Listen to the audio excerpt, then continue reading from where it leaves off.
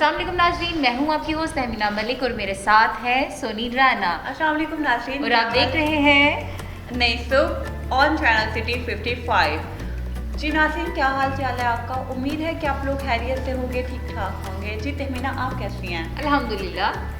हाँ जी। अच्छा, क्या हुआ है आज? थोड़ी टल टल लग रही हैं आप। वो एक्चुअली रात की थकावट कुछ ऐसी है, इंजॉयमेंट फ्रेंड्स के साथ। बस ब्रेक लगा ले प्लीज़, आपकी इंजॉयमेंट ख़त्म नहीं होगी। व्यूवर्स भी कहते होंगे कौन सी ऐसी नहीं बोला जाए तो अच्छा है। जी हर रोज़ की तरह हमारी गॉसिप्स तो ख़त्म नहीं होती, लेकिन आते हैं पॉइंट की तरफ, टॉपिक की तरफ आ जाते हैं। आज जो हम इस बारे में बात करने जा रहे हैं, आप देखें कि आपके इलाका में किस कदर माहौल में प्रॉब्लम्स आ रही हैं। और देखें कि जब भी हम कहीं निकलते हैं तो हमें लगता है कि यहाँ कचरा है, ये चीज़ ऐसे नहीं होनी चाहिए थी, इसको यूँ होना चाहिए था। आज का जो हमारा टॉपिक है वो कचरे से रिलेटेड है। ऐसा ही है, हमारी माहौलियाती आलूदगी के हवाले से है। माहौलियाती आलूदगी के हवाले से है। हाँ जी। अच्छा, मुझे बिल्कुल भी नहीं था पता।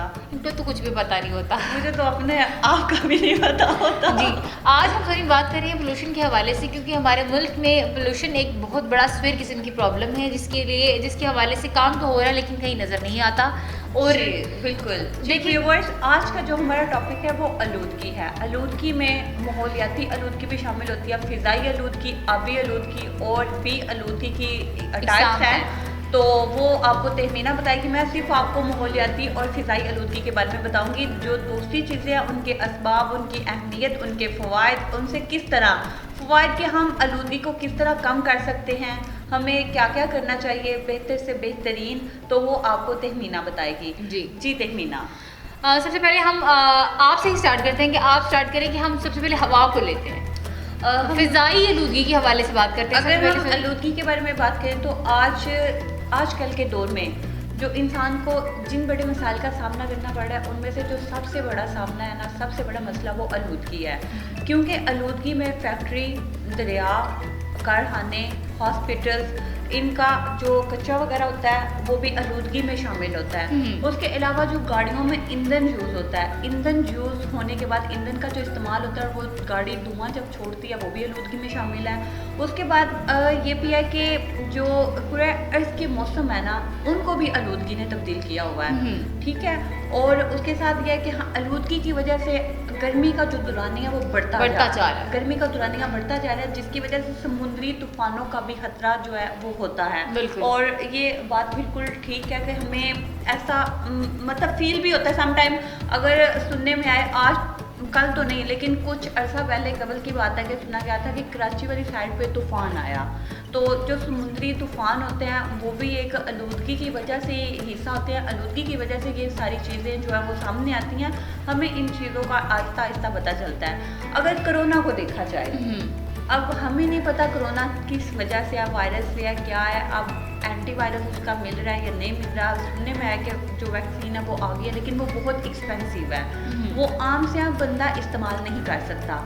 लेकिन फिर भी कोरोना आया, इसमें हम लोगों का भी कोई ना कोई फॉल्ट है। हो सकता है गर्मी की वजह से हो। गर्मी का जिस तरह दुरानी है, जून जुलाई में इतनी गर्मी होती है पाकिस्तान में पहले इस तरह गर्मी नहीं थी होती जितनी अब है। हम अपने बुजुर्गों से सुनते हैं, वो कहते हैं कि इस तरह की गर्मी हम फर्स्ट टाइम देखते हैं। हर साल ही उनका ये कहना होता है कि इस दफ़ा बहुत गर्मी है, इस दफ़ा बहुत गर्मी है। तो गर्मी की जो वजह है वो भी आलूदगी ही है, क्योंकि दुरानियाँ जो है वो बहुत बढ़ रहा है। सोनी, आपने बहुत अच्छी बात की। अगर फ़िज़ाई आलूदगी के बारे में बात की जाए, माहौलियाती आलूदगी के बारे में बात की जाए और आबी आलूदगी के बारे में बात की जाए, तो ये सारी बातें, हर चीज़, ये जो अनासर, जो अवामिल आपने बताए हैं, वो सेम टू सेम हर चीज़ को इस चीज़ ने घेरा हुआ है। अगर फैक्ट्रीज़ का वेस्टेज है, फैक्ट्रीज़ का पानी है, और साथ हॉस्पिटल का वेस्टेज है, हॉस्पिटल का पानी है, इसी तरह से जितने भी इनकी गंदगी के मवाद हैं, कि ये जो केमिकल्स हैं हॉस्पिटल के, अब देखेंगे किस कदर पानी को नुकसान दे रहे हैं, किस कदर हवा को नुकसान दे रहे हैं। जब हम हॉस्पिटल जो गार्बेज होता है, इसको हम जब जलाते हैं तो इसका जो धुआं होता है ना, वो इस कदर केमिकल वाला होता है और इस कदर नुकसानदेह और जहरीला होता है, इसका हम अंदाज़ा भी नहीं कर सकते। अब देखेंगे अब ये हमारी गाड़ियाँ और इनके धुएँ जो है, ये पोल्यूशन की टाइप्स होती हैं। बिल्कुल तहमीना, ऐसी ही बात है। अगर हम फ़िज़ाई आलूदगी की तरफ आ जाए, जैसे आपने कहा कि हवा पे बात की जाए, तो हवा में फ़िज़ाई आलूदगी शामिल है। अगर फ़िज़ाई आलूदगी की तरफ आ जाए, फैक्ट्री में काम करने वाला मज़दूर जो है ना, वो 3 से 4 साल तक काम कर सकता है, उससे ज़्यादा वो फैक्ट्री में काम नहीं कर सकता। उसकी सबसे बड़ी वजह यह है कि उसके जो फेफड़े हैं ना, वो ख़राब हो जाते हैं। उसके फेफड़ों को नुकसान पहुँचता है, नकारा हो जाते हैं, और वो कैंसर और उससे भी जानलेवा जो मुख्तलिफ अमराज या बीमारियाँ होती हैं, उनका शिकार हो जाता है। फैक्ट्रियों का धुआं ना सिर्फ काम करने वाले मजदूरों के लिए नुकसानदायक है, बल्कि जो आसपास के रहने वाले लोग हैं उनके लिए भी बहुत नुकसानदेह साबित होता है। और वाकई हम अगर धुएं में हों, समटाइम एक मिसाल है, फॉर एग्जांपल कुछ लोग स्मोक करते हैं, और फीमेल्स या कुछ वो लोग जो स्मोकिंग को डिसलाइक करते हैं, उन लोगों को स्मोकिंग के वो धुएं से, स्मोक से कितनी एलर्जी हो जाती है, उनको खांसी स्टार्ट हो जाती है, और कुछ लोग इतने एलर्जिकल हो जाते हैं कि बस उन लोगों का बुरा हाल हो जाता है। ये एलर्जी की बात है कि मैं अपने आप को भी इसमें कोट करूंगी। हाँ जी, मैं आपको करने वाली थी। मैं जैसा ही सिगरेट का वो धुआं मुझे सूंघने को मिल जाता है ना, तो एकदम से खांसी आना शुरू हो जाती है। मैं बड़ा ही कवर करती हूँ कि ये ओवर एक्टिंग नहीं हो रही चाहिए, लेकिन इस हद तक ओवर एक्टिंग में आ जाता है। इस हद तक मेरी सांस बंद होने को आ जाती है। मेरे फादर समटाइम अगर मेरे साथ ये निकलते हैं बाहर कहीं जाते हैं, तो वो साथ वाले जो सिगरेट पी रहा होता है उसको मना करते हैं, इधर नहीं पियो, मेरी बेटी को प्रॉब्लम है। हाँ, ये होता इधर नहीं पियो। मैं अगर कहीं बाहर निकल रही हूँ, अगर मुझे कहीं बाहर जाना पड़ गया, अगर वो कोई रिक्शा वाला या कुछ इस तरह से मसला आ गया है, तो मैं मना करती हूँ कि नहीं, आपने अगर मुझे बिठाना तो सिगरेट नहीं पीना। हाँ, ये है। और ये देखें कि फैक्ट्रियों में काम करने वाले, उनका जो धुआं होता है वो इतना कुछ लोगों के लिए नुकसानदेह होता है। देखिए कि फिजा को किस कदर आलूदा किया हुआ है उन्होंने। समटाइम ऐसे बर्ड्स एक मकाम पर जाके गिर पड़ते हैं, यानी कि उनकी सिचुएशन कुछ ऐसी होगी, ऊपर आसमान की फिजा की कुछ सिचुएशन ऐसी बन गई है कि जिसमें केमिकल्स इस हद तक हो जाते हैं कि परिंदे भी सांस नहीं ले पा रहे। हाँ, बिल्कुल ऐसा। परिंदे भी सांस नहीं ले पा रहे होते। और बात की जाए अगर हम अपने बच्चों को इस हवाले से कैसे गाइड कर सकते हैं, बच्चों को शाऊर बराए अमल होता है। बिल्कुल। जब तक हम अपने बच्चों को ये नहीं सिखाएंगे कि इस चीज़ को मत जलाएं, इससे नुकसान होगा। प्लास्टिक पकड़ते हैं, हम जला देते हैं, हमें कोई एक्स्ट्रा घर का वेस्टेज मिलता है उसको पकड़ के जला देते हैं, जी कूड़ा कम हो जाएगा। हाँ, नहीं ना, ये भी है कि हम कहते हैं कि जो जमादार है उसके लिए ज़रा इतना ना हो, उसके लिए कम हो जाए, लेकिन हम फ़ायदा सोचते हैं, फ़ायदे कभी उल्टा नुकसान हो जाता है। और अब देखें कि अल्लाह रब्बुल इज़्ज़त ने अगर हमें इस दुनिया में भेजा है, तो अगर ये बीमारियां इंसानों की पैदा की हुई है ना, इंसानों ने ही पोल्यूशन को क्रिएट किया है, और सफाई नहीं रखते कुछ लोग, इस वजह से भी होते हैं। सफाई निस्फ ईमान कहा गया है, और अगर आपने अपने आप को भी साफ रखा जाए तो इसमें किसी भी किस्म की शोभा नहीं होता। लेकिन आपको चाहिए कि जब भी कहीं पोल्यूशन की बात आती है ना, मैं इस सबसे पहले ये समझती हूँ कि हमारा 100% इसमें कसूर है। हम कसूरवार हैं कि जिन्होंने अभी तक इस चीज़ को कवर नहीं किया। अगर हमें कहीं पर गंदगी नज़र आती है, तो मेरा नहीं ख्याल कि अगर हम उसको उठाकर साइड पे कर देते हैं ना, किसी डस्टबिन में डाल देते हैं, तो ये हमारी शान में गुस्ताही नहीं है। बिल्कुल ऐसे ही है। अगर शान में गुस्ताही है तो मैं उसको उस बंदे के साथ खड़े होकर माजरत कर लूँगी। लेकिन अगर आपको लगे कि इस चीज़ से हमारी आने वाली जनरेशन को नुकसान होगा, तो प्लीज़ काम करें उसके लिए। जब हम अपनी आने वाली जनरेशन के बारे में सोचते हैं, उसमें हमारे अपने बच्चे भी आ जाते हैं। हमारे अपने बच्चों के लिए नुकसानदेह चीज़ें हैं जो उनको एक साइड पे कर दें। इस तरह से अब देखें कि स्मोक आजकल कितना ये हो गया हुआ। स्मोक सर्दी में पहले धुंध हुआ करती थी, अब गर्मी में भी जाएं तो धुआं सा नज़र आ रहा होता है। सुबह के टाइम अगर उठ जाएं, तो अगर हम वॉक करने के लिए निकल जाते हैं, तो हमें उसमें भी धुआं सा नज़र आ रहा था। जी क्या ये धुंध सी नहीं पड़ी हुई, ये स्मोक है। एक फोक होती थी, एक स्मोक हो गई है। गाड़ियों का इस्तेमाल, हर घर में 5 अफराद है, उनके पास लाजमी गाड़ी है। अगर 5 भाई हैं तो 5 भाइयों के पास गाड़ी है। बेशक बाइक है, लेकिन है सही। जब गाड़ी का धुआं और बाइक का धुआं, जब आपने चलना है, जाहिर है यूज़ करनी है, तो उसका धुआं निकलना है, और वो जो धुआं है वो आलूदगी का सबब बन जाता है। और इसीलिए आप ज़रा गाड़ियों का इस्तेमाल कम करें। आपने थोड़ा सा पैदल चलना है, उसके लिए भी आप हमेशा बाइक का इस्तेमाल करते हैं। यहाँ तक कि हमारे लोग इतने लेज़ी हो चुके हैं, उनके लिए ये भी बोला जाता है, सॉरी टू से, कि अगर इन लोगों का बस चले तो ये वॉशरूम में भी बाइक पे जाएं। मतलब ये कहा जाता है इतनी लेजीनेस आ। अच्छा, गाड़ियों को इतना ऐसे मुझे पता नहीं है, लेकिन सोनी बात की जाए ना अगर इसकी बाइक्स की, तो हर अगर 4 लोग हैं तो चारों के पास अपनी अपनी बाइक्स होगी, क्योंकि हर बिल्कुल। किसी ने अपने डिफरेंट वे में जाना होता है और हर किसी का अपना अलग से काम है, तो फिर उनको अपने अपने नवैयत से फिर चलना पड़ता है। फिर अपनी सवारी लोग सवारी को ज़्यादा प्रेफर करते हैं, क्योंकि किराया इतने ज़्यादा हो गया है, किराया को भी फोकस करते हुए उतने का बंदा पेट्रोल डलवा कर 4 चक्कर लगा दे जितने में एक का किराया अदा किया जाता है। तो इसीलिए ज़रा गाड़ियाँ अगर आपके पास है, आपने थोड़ा सा भी काम करने के लिए थोड़ा सा सफ़र तय करना है, तो इसका ये मतलब नहीं आप गाड़ी या बाइक का इस्तेमाल करें, आप थोड़ी पैदल वॉक कर लें, जिससे आपकी सेहत भी अच्छी होगी और आलूदगी का सबब भी नहीं बनेगा। थोड़ा स्वाब आप भी हासिल करें, हम भी करेंगे। अच्छा, अगर बात की जाए ना कि बच्चों में शऊर की, बच्चों में शऊर जो होता है ना वो बराए अमल होता है। हाँ। अगर इसको बराए रास्त कोई माहौलियाती प्रोग्राम रख लिया जाए, इसकी शऊर को बढ़ाने के लिए रख लिया जाए ना, तो मुख्तलिफ़ किस्म की हम जो है ना टैबलोज उस हवाले से बच्चों को समझा सकते हैं। बच्चे वो चीज़ें बड़ी जल्दी पिक कर लेते हैं जिसमें कोई फंक्शन ऑर्गेनाइज किया जाए बच्चों के लिए। बच्चों को छोटा छोटा तरीके से इसको गाइड करना चाहिए कि ये चीज़ें ऐसे हैं, हमें अपनी फ़िज़ाई आलूदगी को ख़त्म करने के लिए हमें दरख्तों को पैदा करना चाहिए, दरख्तों को उगाना चाहिए, सॉरी पैदा करना चाहिए। दरख्त जितने उगेंगे उतनी ही आलूदगी में कमी आएगी और हमें अच्छी ऑक्सीजन मिलेगी और उतना ही हमारा माहौल साफ होगा। बिल्कुल। जब तक हमारा माहौल साफ नहीं होता तब तक हम बीमारियों से इसी तरह से ही लड़ते रहेंगे और ना ही हम बाकायदा सेहतयाब हो सकते हैं। जी बिल्कुल ऐसी ही बात है।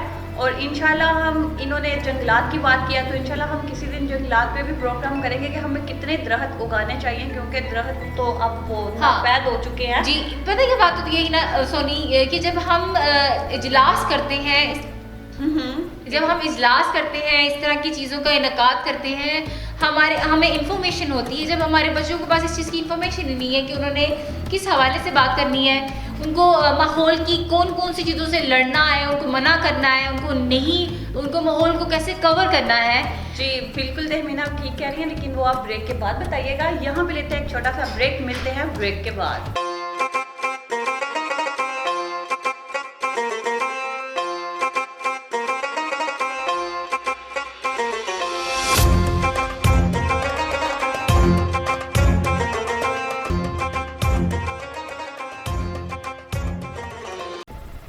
वेलकम बैक व्यूअर्स, आप देख रहे हैं हमारा प्रोग्राम नई सू विद तहमीना मलिक एंड सोनी राना के साथ ऑन चैनल सिटी 55।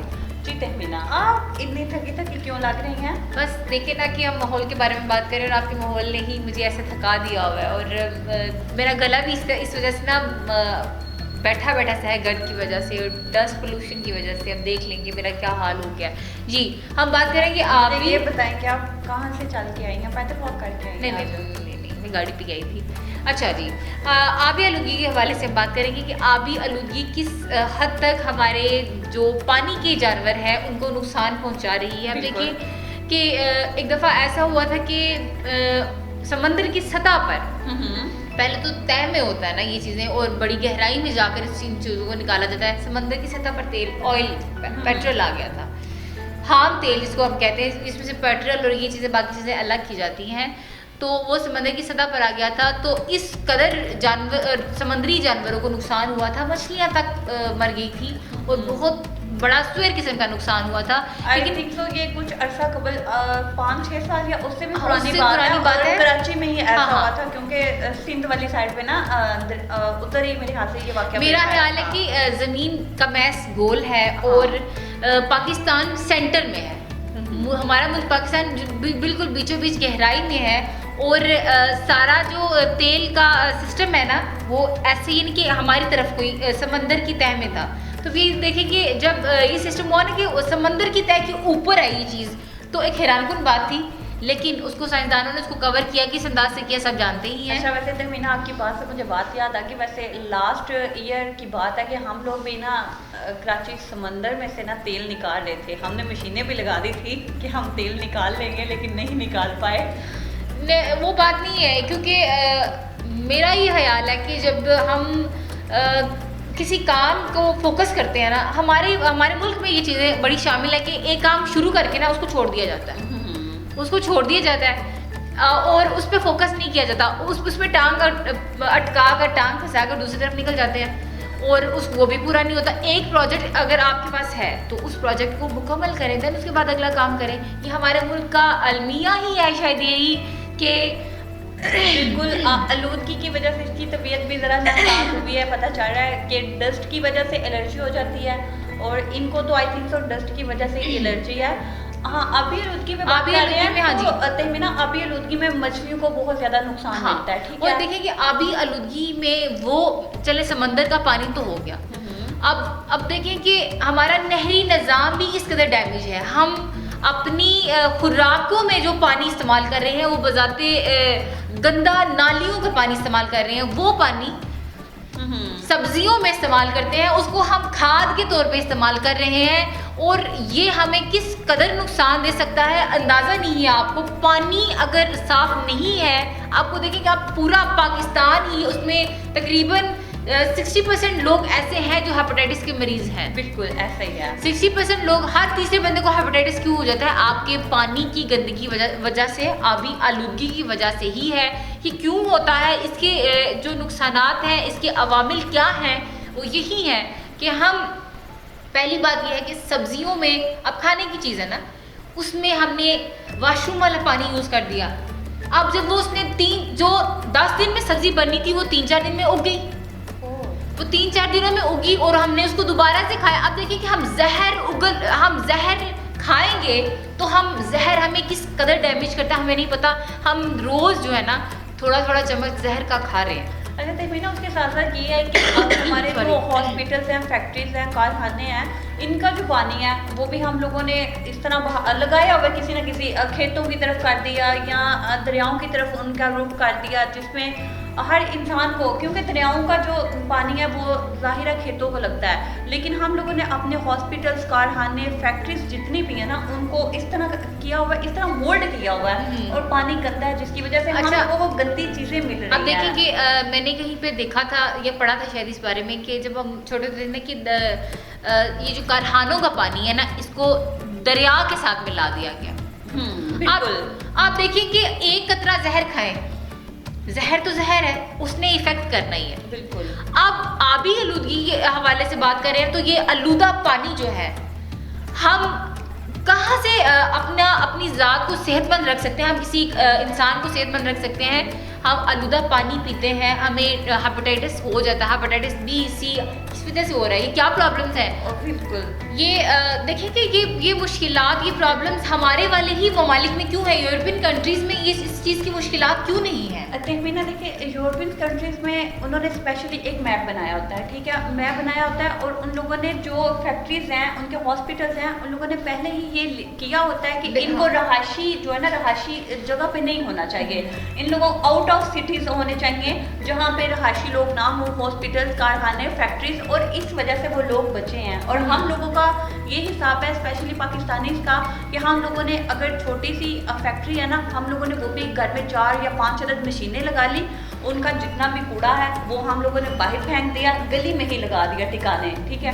जब जमादार आ रहा है, जमादार 3 दिन बाद आ रहा है, 4 दिन बाद आ रहा है, वो आके लेके जा रहा है, और यही बड़ी वजह है कि हम लोग आलूदगी के सबसे बड़े जिम्मेदार हम लोग खुद हैं, क्योंकि हम लोगों ने मैंने खुद देखा है कि कुछ लोग हैं, उन्होंने घरों में थोड़ा सा काम स्टार्ट कर लिया है, एक मशीन लगाई है, एक के बाद 2 लगाई है, 2 के बाद 3, और अल्लाह पाक जैसे जैसे कामयाब करते, लेकिन वो चीज़ ये नहीं सोचते कि आप अंदरून शहर में लगाने की बजाय आप उसको बाहर वाली साइड पे ले जाएं, जहाँ रहायशी लोग ना हो, ना आप बीमार हो, ना दूसरे लोग हों।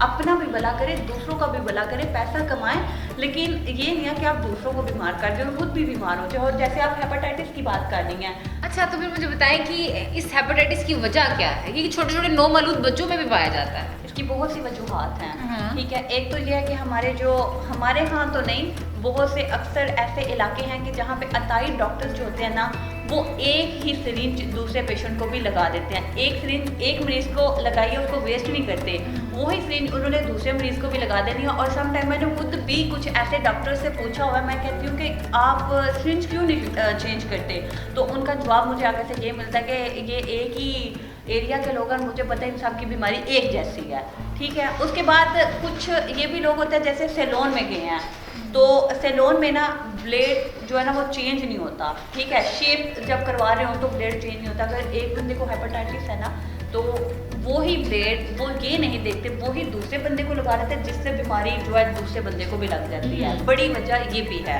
तो लिहाजा इन चीज़ों का ख्याल रखें क्योंकि ज़िंदगी बहुत अनमोल है। अच्छा, इन प्रिकॉशंस, इनके लिए हम क्या प्रिकॉशंस कर सकते हैं? और अगर हम अपनी आलूदगी पे बात कर रहे हैं, पानी की आलूदगी पे बात कर रहे हैं, तो हम अपने घरों में, वैसे तो हमारी गवर्नमेंट ने या जो लोकल जो हाई स्टैंडर्ड के पीपल्स हैं, लोग हैं, हाई लेवल के लोग हैं, उन्होंने फिल्टर्स के भी इंतजाम करवाए हुए हैं पानी को साफ़ करने के लिए।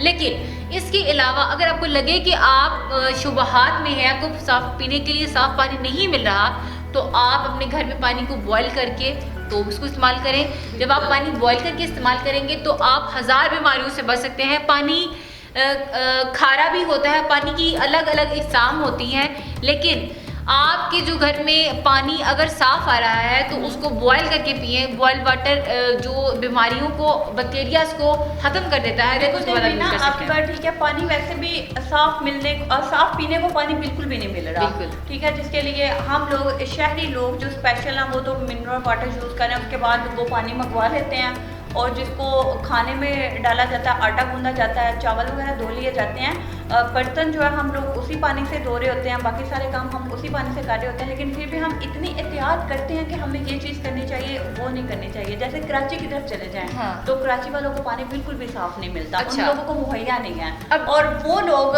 पानी में स्पेशली फटकरी डाल के साफ करके फिर वो पानी पीते हैं या किसी भी चीज़ वगैरह में यूज़ कर सकते हैं। और एक और बात है कि अब देखिए कुछ लोग पानी खरीदते हैं, पानी खरीदते हैं 20,000 के वो टैंकर्स लेते हैं, बिल्कुल। और अब यहाँ पर चले जाएं, कश्मीर वाली साइड पे चले जाएं, तो कुछ इलाके ऐसे हैं जहाँ बिल्कुल पानी है ही नहीं, और वो अगर वो जितने मर्जी बोर करवा लें, जितने मर्जी कुएं खदवा लें, लेकिन वहाँ पर वो जो मोटर होती है ना वो पानी ऊपर लाती नहीं है।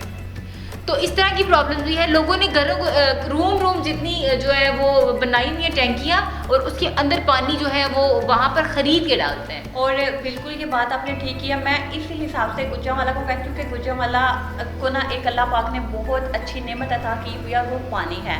हम पानी है, गैस है, बिजली है, लेकिन अगर पानी पे बात की जाए ना, वो सारी नेमतें जो है ना वो सारे सिटीजन को मिली हुई है, लेकिन इधर पानी साफ है। वो इसलिए कि हम लोग अपने, मैं खसूसन मेरे घर वाले जो है वो स्पेशली मिनरल वाटर यूज़ करते हैं, जी फिल्टर का मंगवा लिया या लिया, लेकिन मैं घर पे पानी पीती हूँ। मैं कहती हूँ आप लोग तो वैसे ही पागल हो, हमारे घर का पानी लेकिन आपको पता है कि किस कदर नुकसानदेह साबित हो सकते हैं। जब हम पानी बॉयल करते हैं उसके अंदर पैंदे में देखा करें कि वाइट सी पता नहीं कुछ चीज़ें जो बैठ जाती है, बैक्टीरिया आई थिंक होते हैं, पता नहीं क्या चीज़ होती है, लेकिन कुछ ना कुछ तो होता है। बिल्कुल ऐसा ही है। तो अगर उस हवाले से बात की जाए, पानी पीने के हवाले से बात की जाए, पानी का बर्तन कैसा होना चाहिए, इसको भी ध्यान में रखना चाहिए, क्योंकि अब देखें कि आप अगर प्लास्टिक यूज़ कर रहे हैं ना, तो अगर उसमें स्क्रैचेस आ गए हैं तो प्लीज़ उसको वेस्ट कर दें। बिल्कुल।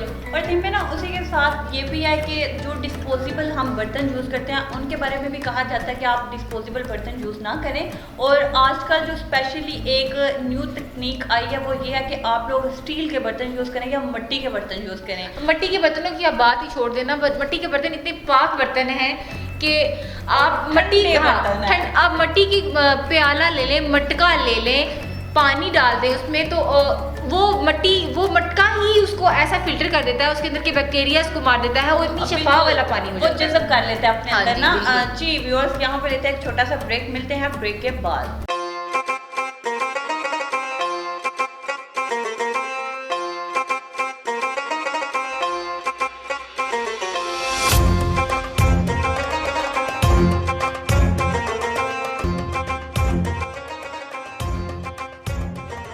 जी वेलकम बैक व्यूअर्स, आप देख रहे हैं अपना प्रोग्राम नई store with Sony Rana and Tahmina Malik on channel city 55। आपको क्या हो गया? कुछ भी नहीं। आलूदगी के ऊपर हम बात कर रहे हैं और मैडम पता नहीं इनके ऊपर लेजीनेस तारी हो चुकी है। नहीं, मैं लेजी नहीं हूँ, बस ऐसे ही कुछ आलूदगी के झटके ला रहे हैं। Oh my god, how funny. जी जी बताएं। आलूदगी में, जी व्यूअर्स, आलूदगी में एक सबसे बड़ा इस्तेमाल जो सबब है, एक तो शॉपिंग बैग का इस्तेमाल है, जिसके ऊपर अब तो पाबंदी लग चुकी है प्रॉपर तरीके पे कि शॉपिंग बैग का इतना इस्तेमाल नहीं होना चाहिए। लेकिन पाबंदी इसकी लगी ज़रूर है, लेकिन उस पर अमल पैरा होना बहुत मुश्किल वो काम चले है। 1 या 1.5 साल लग जाएगा, 1.5 साल भी शायद नामुमकिन हो, क्योंकि अब देखेंगे हैंड कैरीज हम कैसी चीज़ों को कैरी कर सकते हैं। हालांकि वो प्लास्टिक बैग, वो जो कपड़े के बैग, बड़ा कुछ करने की कोशिश की गई है, लेकिन वो नहीं हो पा रहा अच्छा इम्प्लीमेंट। लेकिन तहमीना अब कुछ मॉल या कुछ स्टोर इस तरह के हैं जहाँ पे स्पेशली वो कपड़ा बैग्स यूज हो रहे हैं। हाँ है। कि वो कहते हैं कि आप 10 रुपीज़ का थैला ले लें एंड थैले में वो चीज़ें जो है ना वो लेके जाएं। जो शॉपिंग बैग है ना, मैं लाइमलाइट के आउटलेट पे गई थी उस दिन, तो मैं सामान सारा लेकर आई, तो मुझे ऐसे लगा कि मैंने गुत्थे में डाला हुआ है कुछ ऐसे मतलब वो ना। फीलिंग उस तरह की आ जाती है ना। हाँ। हम जिस तरह के मोड हो चुके हैं, बहुत ज़्यादा मॉडर्निज्म हम लोगों में आ चुका है, तो वो फिर हम लोगों को वो चीज़ें जरा जब थोड़ी तक feel 7 होती to हैं। 6 शॉपिंग बैग्स आपके हाथ में ना हो तो हमें लड़कियों को सुकून सुकून नहीं नहीं मिलता। आता कि आपके हाथ में कुछ शॉपिंग आपने की नहीं है, और 15-20 हज़ार तो एक शॉपर में ही आपने पकड़ा होता है और आसानी से आप वो लेके हम चले लोगों को जाते हैं। दिखा देना। जी व्यूअर्स, शॉपिंग बैग का इस्तेमाल, हम कोई भी चीज़ खरीदने जाते हैं तो सबसे पहले हमारे पास जितने भी शॉपिंग बैग्स होते हैं, जिस तरह मैम तहमीना साहबा ने बात की है कि हाथ में ना हो तो हमें पता ही नहीं चलता कि हमने कितनी शॉपिंग किया कितनी नहीं। हम लोग चीज़ बाद में लेते हैं, पहले हम लोग कहते हैं कि शॉपिंग बैग में हमें डाल दें। जब हम वो इतना ज़्यादा हमारे पास शॉपर्स वगैरह हो जाते हैं, इकट्ठे हो जाते हैं, फिर हम घर ला के चीज़ें तो उनको अपने अपने ठिकानों पे रख देते हैं। जहाँ जहाँ चीज़ें यूज़ हो रही हों, सोप है उसको जहाँ रखना है वहाँ, टूथपेस्ट, ब्रश, अगर कोई ग्रॉसरी का सामान है तो उसे जहाँ रखना है। लेकिन उसके साथ ही हम जितने भी शॉपिंग बैग्स होते हैं ना उनको कचरे में फेंक देते हैं, और जमादार उनको आग लगा देता है। आग लगाने से जो जहरीला धुआं पैदा होता है वो भी एक आलूदगी का सबब है, तो इसीलिए ज़रा इस चीज़ को भी अच्छा, अवॉइड ये करें। जहरीला, ये असबाब आलूदगी के इसबाब यही है, जहरीला धुआं हो जाता है, कीमियाई मवाद हो जाता है, हाँ, गंदा बिल्कुल। पानी हो जाता है, यही चीज़ें हैं जो हमारे माहौल को आलूदा किए हुए हैं। अब देखिए, बारिश का पानी किसी छप्पड़ में इकट्ठा हो जाता है और उसमें बाद में उसी में ही मच्छर आ जाते हैं। अब किस कदर स्मेल पैदा हो जाती है उस रुके हुए पानी के अंदर, किस कदर बैक्टीरियाज, जर्म्स पैदा हो जाते हैं, और उसी पानी को ही ज़मीन सक करके तो आप लोग उसको यूज़ करते हैं, तो किस कदर नुकसानदेह होता है। उस पानी के अंदर कोई घर बना लेता है, उसके अंदर बोर बना लेता है, उस पानी को यूज़ करता है। अब देखेंगे किस कदर आपके लिए नुकसानदेह साबित हो सकता है। बिल्कुल ऐसा ही है। और उसके साथ साथ जो सबसे बड़ा सबब है वो ये है कि अद्वियात का छिड़काव, जो हम फसलों पर अद्वियात का छिड़काव करते हैं वो भी बहुत नुकसानदेह है, और इससे भी बहुत ज़्यादा बीमारियां पैदा होती हैं। जब हम छिड़काव करते हैं तो वह ज़मीन बंजर हो जाती है, क्योंकि फसल ने तो फसल को जितनी ज़रूरत है उसने अपने अंदर खाद को जज़ब कर लिया, जितना मवाद उसको चाहिए उसने ले लिया। लेकिन जब ज़मीन के ऊपर कोई खाद वगैरह गिरती है ना तो ज़मीन वहाँ से बंजर हो जाती है। जब ज़मीन बंजर हो जाती है, ज़मीन नाकस हो जाती है और दोबारा वो पैदावार आपको नहीं मिलती। जो आपको पहले साल मिली है वो पैदावार आपको कभी भी दूसरे या तीसरे साल में नहीं मिलेगी। इसके साथ ही मैं आपको एक मिसाल दूंगी कपास की।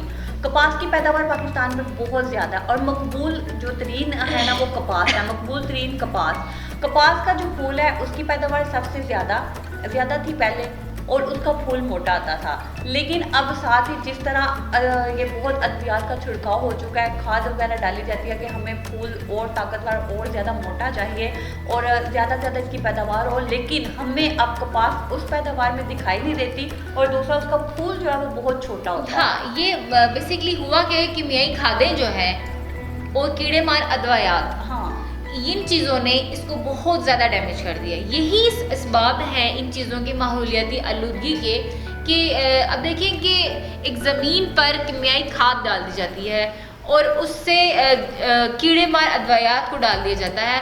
अब देखिए कि आपके फेस पे कोई अचानक से कोई क्रीम का रिएक्शन हो जाता है, बाद में देखिए कि आपके फेस की वो कंडीशन नहीं रह जाती, एक फ्रेशनेस थी आपके फेस में डे बाय डे ख़त्म हो जाती है।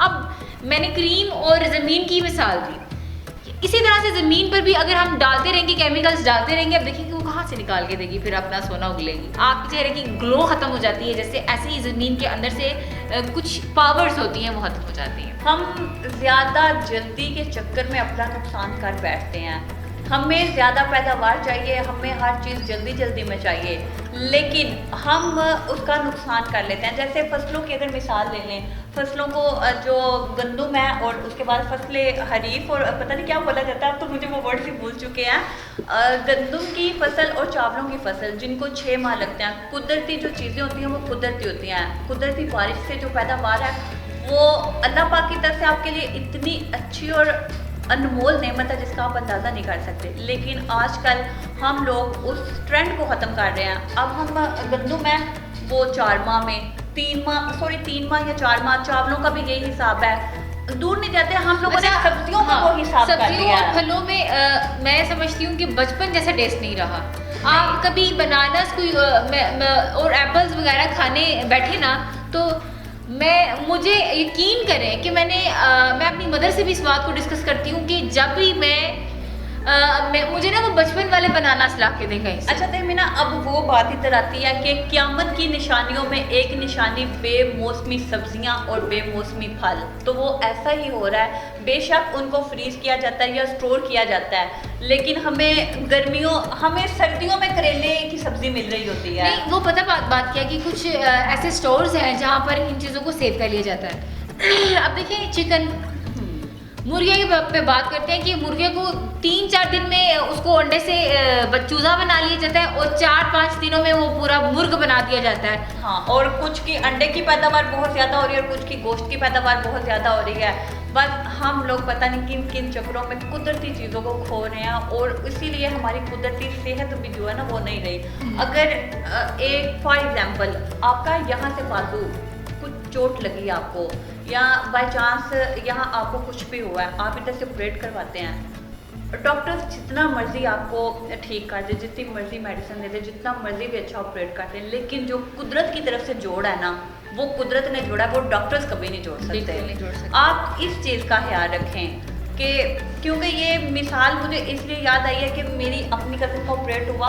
वो कहती है कि मैं तुम्हें क्या बताऊँ कि अंदर से अभी भी गाँव फुल हो गया, लेकिन मेरा अंदर अभी भी इतना हाथ जाता है। कहती है जो अल्लाह पाक ने हम लोगों के ऊपर करम किया ना, जो अल्लाह पाक ने जोड़ जोड़े हैं ना, वो जोड़ इंसान नहीं जोड़ सकता, वो डॉक्टर्स भी नहीं कर सकते। बिल्कुल जी तहमीना, यही बातें हैं कि आपने बिल्कुल ठीक कहा कि जो अल्लाह पाक की ज़ात ने जो जोड़े हैं वो कोई इंसान नहीं जोड़ सकता। अब हम माहौलियाती आलूदगी पे बात कर रहे हैं कि अब हमने इस बात को बता दी कि इसको ये चीज़ें इसको डैमेज कर रही हैं। अब कुछ चीज़ें ऐसी भी होती हैं जो इसको इन चीज़ों से बचा सकती हैं। बिल्कुल, हमें सबसे पहले हमें इस चीज़ की अवेयरनेस होनी चाहिए कि हम खाद से पाक जो खुराक है वो कहाँ से हासिल कर सकते हैं। वैसे तो कोई भी जगह ऐसी नहीं है कि खाद से पाक खुराक आपको मिले, लेकिन आप अपने किचन गार्डन्स में, अपने घरों में खुद सब्जियां उगा सकते हैं। आपका इतना अप्रोच आपके पास है कि आपके पास ज़मीन जरहेज़ है, आपके पास मट्टी जरहेज़ है, आप छोटे छोटे गमलों में हर चीज़ उगा सकती हैं। अपने किचन गार्डन्स को यूज़ करें। बिल्कुल। उसके बाद पानी के बारे में मैंने बताया कि पानी जो है उसको हम बॉयल करके यूज़ करें। चिकन आप अपने घर में भी वो मुर्गियाँ जो है उनको देसी मुर्गियाँ रखकर उनसे चिकन उनका इस्तेमाल कर सकते हैं। बिल्कुल। इसके अलावा अगर हम बात करें अगर बीफ की बात की जाए तो ये भी उसमें तो कोई प्रॉब्लम नहीं होती, लेकिन आजकल अगर हम किसी बुचर शॉप से जाके इसको खरीदते हैं, किसी कसाई की दुकान से जाके इसको खरीदते हैं, तो हमें इस चीज़ की क्लैरिफिकेशन नहीं है कि वो जानवर हलाल है या हराम है। आपको गधा खिलाया जा रहा है या फिर आप ये तो लाहौर वाला कोई मुझे चुटकुले याद आ जाते, मैं क्या करूँ, ये तो लाहौर वाला वाक्य हो गया ना गधा खाया। और यकीन करें कि मेंढक भी मैंने देखे कि एक पूरे तालाब जैसा उसका हिसाब था और ढेरों ढेर मेंढक रखे हुए थे। मैं कभी जब हम यूनिवर्सिटी गोइंग थे या हम कॉलेज गोइंग थे तो इनके ऑपरेट्स होते थे, तो हमारे कॉलेज के बाहर ये पूरे एकदम डस्टबिन में पूरे मेंढक ऐसे पड़े हुआ करते थे। इतनी सी डस्टबिन होती थी, वो सारे रचे हुआ करते थे क्योंकि थाउजेंड्स की तादाद में स्टूडेंट्स होते हैं और हर एक का अपना अलग से जो एक्सपेरिमेंट होता है। और मैंने ये देखा कि जब वो इतने ज़्यादा मेंढक उठा के डाल के सीधा होटल के अंदर लेके जाए, ओ माय गॉड। हाँ बिल्कुल ऐसा ही है। तो मेंढक का कंपैरिजन किया जाए ना तो वो मुर्ग जैसा ही उसका कुछ ऐसा रहता है। बस कर दे, हम आगे अपने व्यूअर्स को बताते हैं कि हमें क्या क्या करना चाहिए। हाँ, और सबसे पहली बात ये है कि खुराक पाकीज़ा होनी चाहिए जो हलाल करार दी गई है। अगर आप हलाल खाते हैं ना तो आजकल तो ये भी सुनने में आ रहा है कि ये भी एक माहौल ही क्रिएट किया गया ना कि आपको जानवर की जगह, देखिए हलाल जानवर की जगह हराम जानवर रख दिया जाता है, कुत्ता दे दिया जाता है, गदा दे दिया जाता है। अब हमें क्या पता कि पीछे से क्या चीज़ आई और हम उसको हलाल समझ के। ना मैं इस बात पे ना यकीन नहीं करती। मैं कहती हूँ कि हम लोग मुसलमान हैं, बहसीयत इंसान है, हम मुसलमान हैं, हम मुसलमान कभी भी ऐसा नहीं कर सकते। हाँ, करते नहीं भी होंगे, लेकिन आजकल जो देखने में आ रहा है ना, मैं उस बारे में बात कर रही हूँ। तो जी बिल्कुल ऐसा ही है जी। और उसके अलावा आप और कुछ कहना चाहेंगी? मैं यही कहना चाहूँगी कि जो हॉस्पिटल का कूड़ा क्रिकेट होता है उसके लिए एक स्पेसिफिक प्लेस होनी चाहिए। बिल्कुल। मैं ये भी बताना चाहूँगी कि अगर कारखाने हैं तो कारखाने घरों में मत बनाएं, उसके लिए एक सेपरेट प्लेस रख लें। सेपरेट प्लेस में उसके क्या उसके वेस्टेज हैं, उसके क्या धुएँ हैं। अब देखिए कभी आप इस चीज़ को फोकस करिएगा, जिस जगह पे कारखाना है उसमें दरख्त भी है, लेकिन उसकी दरख्तों पर डस्ट इतनी ज़्यादा होती है कि समटाइम उस जगह से गुजर भी रहे हो तो इतनी अजीब व गरीब सी स्मेल होती है कि दिमाग भी समटाइम चकरा जाता है। जी बिल्कुल तहमीना, यहाँ पे हम लेंगे एक छोटा सा ब्रेक, और ब्रेक से आने के बाद हम आपको बताएंगे ग्लोबल वार्मिंग किस तरह होती है। तो चलते हैं एक छोटे से ब्रेक पर।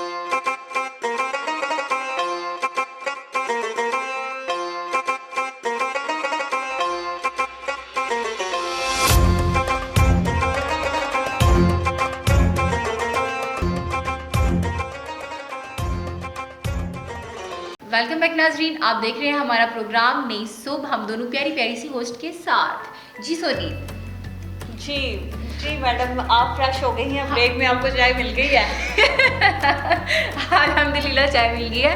हम बात कर रहे थे, आपने कहा कि ग्लोबल वार्मिंग के बारे में बात होगी। जी, हम ग्लोबल वार्मिंग के बारे में बात करेंगे। जी। तो बताएं वो किस तरह होती है? ये अब आप बताएंगे। नहीं, आप बताएं। जी, ग्लोबल वार्मिंग के बारे में। फिजा में मुख्तलिफ गैसें मौजूद हैं। गैसों की ज्यादती की वजह से सूरज की किरणें जमीन से टकराने के बाद हवा में नहीं जा सकती, जिसकी वजह से फिजा का दर्जा हरारत बढ़ रहा है और जमीन का दर्जा हरारत भी बढ़ रहा है। इस अमल को ग्लोबल वार्मिंग कहते हैं, जिसमें सबसे बड़ी मिसाल आ जाती है एसी की आ गई, फ्रिज वगैरह की आ गई, कि जितना भी हम थोड़ी देर के लिए अच्छा कोल्ड हो जाते हैं। एसी और फ्रिज से कोई नुकसान तो नहीं होता? मैं सम टाइम अगर एसी की ठंडक ना मिले तो मैं फ्रीजर ओपन करके तो उसमें मुंह रख लेती हूँ। जी, हम लोगों की ये बुरी आदतें हैं, मुझे पता है, हम लोगों का गुजारा नहीं है। लेकिन हम लोग ये जो है ना एसी, ये भी बहुत बड़ी बीमारी का सबब है। वो इसलिए कि जब हम एसी में बैठते हैं और हम अचानक उठ के जब बाहर जाते हैं और बाहर की जो हीट होती है ना, वो अल्लाह माफ़ करे, हमें ऐसे लग रहा होता है कि जैसे हम दोज़ख में आ चुके हैं, तंदूर पे चले गए हैं। इस तरह की कंडीशन होती है और यकीन करके वो स्नीजिंग सिस्टम ऑन हो जाता है। और मैं तो कहती हूँ, मैं तो अपने घर वालों को स्पेशली कहती हूँ, प्लीज़ आप लोग एसी का इस्तेमाल कम करें और आप ना ये एयर कूलर वगैरह चलाया करें, अल्लाह का वास्ता है आप लोगों को। मैं स्पेशली उन लोगों को ये कहती हूँ। और जिसी तरह के ओमान, सऊदी अरेबिया, दुबई, इनमें आपको पता है कि दर्जा हरारत जो है ना वो 74 से 78 सेंटीग्रेड तक होता है, क्योंकि वो इलाके बहुत गर्म हैं और उधर जो ग्लोबल वार्मिंग है उसका भी जो इस्तेमाल है जिस तरह हो रहा है वो सबको पता है। लेकिन हमारे पाकिस्तान में जो दर्जा हरारत है वो गर्मियों में जून और जुलाई में आके 45, 49 से 50 तक गया हुआ है, इतना दर्जा हरारत हो जाता है। लेकिन गर्मी इतनी बढ़ रही है कि जिसका अंदाज़ा नहीं। और अब तो सर्दी भी उस तरह की सर्दी नहीं रही जिस तरह पहले सर्दी होती थी। ये आई थिंक सो गर्मी की वजह से है। सर्दी नहीं रही और गर्मी भी उस तरह की गर्मी नहीं रही। और अब देखिए कि हमने पोल्यूशन के बारे में बात की, आपने ग्लोबल वार्मिंग के बारे में बात कर रही हैं। मैं यहाँ पर एक बात ऐड करना चाहूँगी कि हमने पोल्यूशन में एक चीज़ तो ऐड नहीं की। वो कौन सी है कि देखिए कि हमारी समात किस कदर डैमेज हो रही है, हमारी जहनीत किस कदर डैमेज हो रही है। हमारी समात और अगर हमारी जहनीत डैमेज हो रही है तो नॉइस पोल्यूशन की वजह से। जब नॉइस पोल्यूशन होती है, आवाज़ों, ये गाड़ियों का शोर, ये परिंद हर चीज़ मिक्सअप, और एक मिक्सचर में अगर ये आपको आवाज़ सुनाई जाए, घड़ियों की टिक टिक टिक टिक टिक टिक, और ये सारी चीज़ें एक ही आवाज़ में सुनाई जाए, शू जी, और सब कुछ हम थक जाते हैं, आपका जहन बर्दाश्त नहीं कर पाता। और सम टाइम आपकी समात का मसला हो जाता है। समात का मसला इसलिए हो जाता है कि सम टाइम आप लोग सुन सुनकर इन चीज़ों के शोर को आपकी जो अपना आपको बहरेपन का शिकार होना शुरू हो जाते हैं। इस कदर डैमेज करती हैं ये ऊंची आवाज़ें। बिल्कुल सही है। जिस तरह के ये देख लें, अगर हम गुजरांवाला भी है, लेकिन अगर हम सिटी के अंदर का रुख कर लें तो इतनी ट्रैफिक, ये खास तौर पे सियालकोटी दरवाज़ा वाले साइड पे इतने ऑटोज़ के गुजरने की, जो पैदल वॉक करने वाले हैं ना पैदल लोग जो वॉक कर रहे होते हैं उनका गुजरना भी मुहाल हुआ होता है, रोड क्रॉसिंग करना बहुत मुश्किल होता है। फिर उसके साथ साथ अगर लाहौर का रुख कर लिया जाए, पैदल वॉक की बात तो अलग है। आप देखिए, कहते हैं कि पाकिस्तान में गुर्बत है। आप पाकिस्तान की मेन रोड्स पे निकल जाएं, जैसे कि आपने सियालकोट दरवाजे की बात की, इतनी गाड़ियां कहाँ से आ जाती हैं। फिलहाल उधर आसपास जितना भी इस्तेमाल है वो ऑटोज बहुत है, आपको ऑटोज बहुत दिखाई देंगे। जैसे कि अगर लाहौर का रुख कर लिया जाए तो लाहौर में भी ट्रैफिक, सबसे ज़्यादा मुझे जो ट्रैफिक वाला एरिया लगता है ना वो लाहौर लगता है। वो इसलिए कि एक तो उधर पोल्यूशन बहुत है, ये धुआं की पोल्यूशन, स्मोक पोल्यूशन। और अब देखिए, लाहौर से यहाँ से लाहौर चले जाएं तो यहाँ सर्दी लगती है, लेकिन इस मौसम में भी अगर आप लाहौर जाएंगे ना तो आपको ऐसे लगेगा कि गर्मी वाला सीन है, हीट है। आप एक टी शर्ट और जीन्स के अंदर एक टी-शर्ट गुजार सकते हैं, मेरे साथ ऐसा हुआ है। हाँ, टी-शर्ट और जीन्स के साथ आप जा सकते हैं और आपको किसी भी किस्म की हुड और वास्कट्स पहनने की जरूरत अच्छा तहमीना, आपको याद है लास्ट टाइम मैं जब लाहौर गई हूँ, मैंने कहा मैं लाहौर जा रही हूँ, यहाँ से मैं जी फुल कवर करके गई हूँ और वहाँ जब मैं मेट्रो में बैठी हूँ बाई चांस, मैंने कहा जी मैंने मेट्रो में जाना। मैं जब मेट्रो में बैठी हूँ तो मुझे गर्मी लगनी शुरू हो गई है। मैंने अबाया भी अपना उतार दिया, अपना आराम से उतार के, तो जिस गेटअप में हम लाहौर में जाके होते हैं उसी गेटअप में वापस आ गए। मैंने कहा यार इधर बहुत गर्मी लग रही है और पसीना आ रहा था मुझे, ये मतलब की कंडीशन थी। और अल्हम्दुलिल्लाह हमें कहा जाता है कि आप लोगों को सर्दी इसलिए फील होती है क्योंकि आप लोगों के पास दरियाए चिनाब और दरियाए जेहलम आप लोगों को नज़दीक पड़ते हैं, इसलिए आप लोगों को सर्दी जो है ना वो लगती है। हम लोगों को जो दरियाए रावी है वो भी सूखा पड़ा है, बाकी उसमें कोई शक नहीं कि दरियाए रावी सूखा ही पड़ा है, पानी शानी का तो नामो निशान ही नहीं है। कभी तो पानी आ ही जाएगा, और जब आया तो खुदा ना करे कि आपके लिए बाइस से जहमत बने, बाइस से रहमत ही बनकर आए उसमें पानी। तो ऐसे ही मामलात चलते रहते हैं, दुनिया चलती रहती है, लोग आते रहते हैं और लोग जाते रहते हैं, लेकिन हमें अपने इन्वायरमेंट को क्रिएट करना अल्लाह ताला ने हमारी जिम्मेदारी लगा दी है। अगर हमें अशरफुल मखलूक़ात बनाया है, जानवरों से बिल्कुल टोटली डिफरेंट बनाया है, हमें एक अच्छा जहन दिया है, तो हमें उसके बारे में सोचना चाहिए। बिल्कुल। और हमारी ये जो छोटी छोटी कमियां हैं माहौल से लेकर, हमें इस पर काम करना चाहिए, तगोदो करनी चाहिए। हमारी हुकूमत को भी इस चीज़ को फॉलो करना चाहिए कि जब भी कुछ इस तरह के मामलात हैं, कचरा है, माहौल से रिलेटेड अगर कुछ बीमारियां ऐसे फैल रही हैं तो उसके हवाले से कुछ ऐसी तंजीम्स बनानी चाहिए कि इंसान की प्रोटेक्शन कैसे की जा सकती है।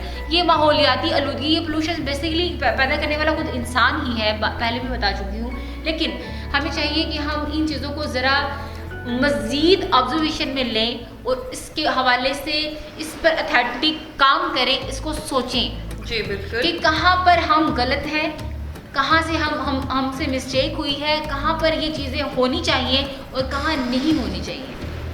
आपने बिल्कुल ठीक कहा। और जी व्यूअर्स, यहाँ पे हमारे प्रोग्राम का वक्त इख्तिताम हुआ जाता है।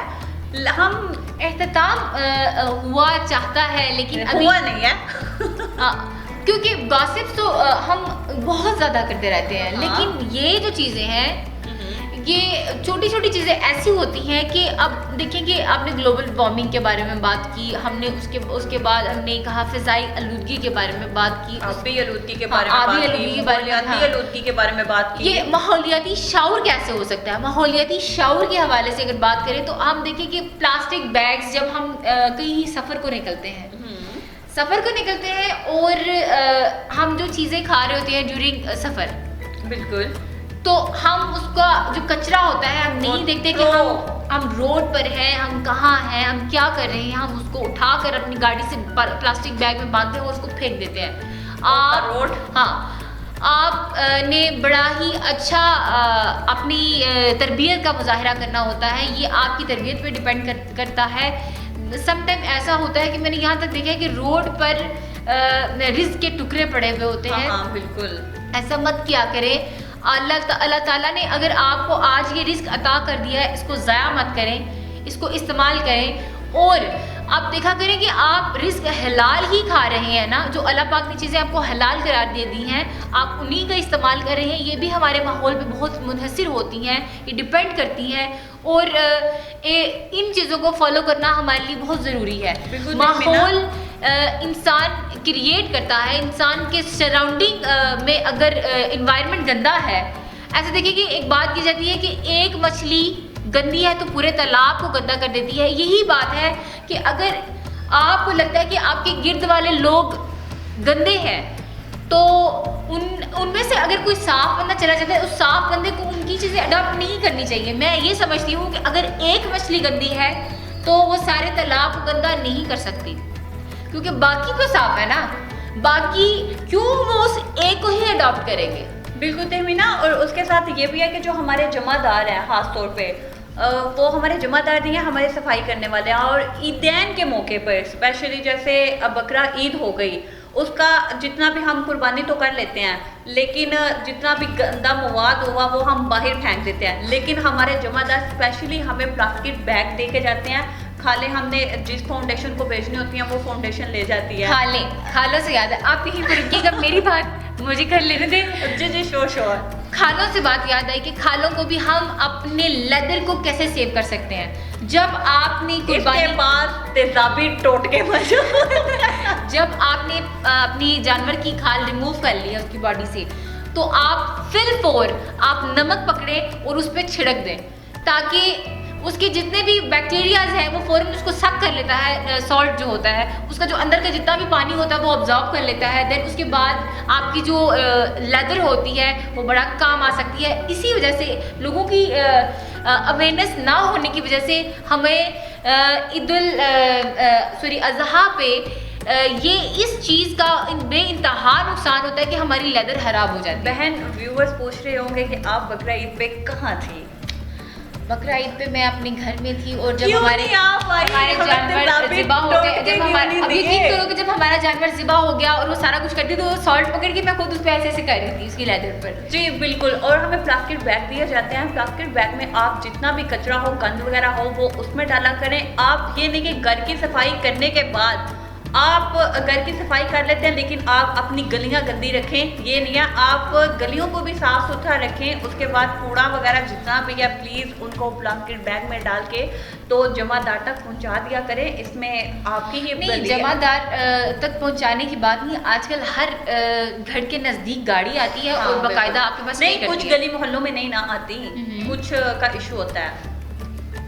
ये जमादार भी ज़ाहिर है उनको उसकी ड्यूटी दी गई है, लेकिन कुछ हमारी भी रिस्पॉन्सिबिलिटीज़ हैं। हमें भी चाहिए कि हम अपने इन्वायरमेंट को साफ रखें। हमने ज़रूरी नहीं है कि हमने अपने घर का गंद निकाल के बाहर फेंक दिया और बाहर से जाके रख दें। ठिकानों अपने घर के साइडों या गली वगैरह में नहीं, कुछ गलियों में ड्रम भी बड़े बने होते हैं कूड़ादान वगैरह, उनमें फेंका है। इतनी मेहनत तो बंदा कर ही लेता है ना अपने लिए। और एक और बात है कि जब भी अपने घर का वेस्टेज फेंके तो प्लास्टिक बैग में उसको रैप करके फेंके, ताकि स्मेल ही ना हो। अगर स्मेल है भी तो उस रैप के अंदर ही रहे और बाहर लोगों की जो नाक है उससे सूंघ के जहनियत पे असर पड़ जाता है। इसकी जो गंदा कूड़ा, जब कूड़ा गंदा हो जाता है ना 2 या 3 दिन से ज्यादा, तो उसकी बदबू से भी इंसान बीमार होना शुरू हो जाते हैं। और इतनी गंदी स्मेल होती है कि आपके दिमाग पे आप बिल्कुल ठीक नहीं रहते। आप कुछ लोग इस तरह के होते हैं कि उनको वॉमिटिंग स्टार्ट हो जाते हैं, इतने सेंसिटिव होते हैं। तो इसलिए प्लीज़ लिहाजा इस चीज़ का ख्याल रखें। अपने घरों को साफ सुथरा रखने के साथ साथ अपने गली मोहल्लों को साफ रखें। गली मोहल्लों को साफ रखेंगे तो इंशाल्लाह पाकिस्तान साफ होगा।